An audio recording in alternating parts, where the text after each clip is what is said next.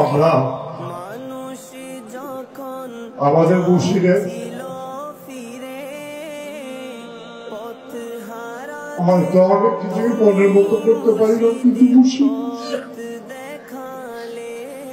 আপনি তো আমার সময় ভালোবাসেন।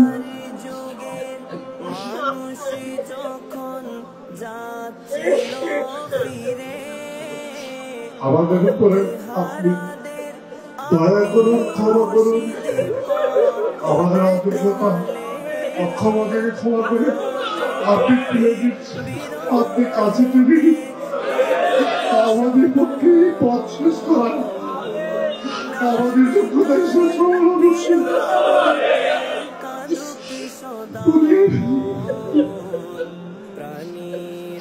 দয়া ক্ষমা।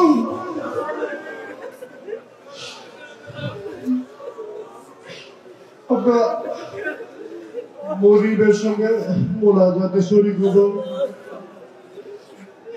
বলা আমাদেরকে কবুল করুন।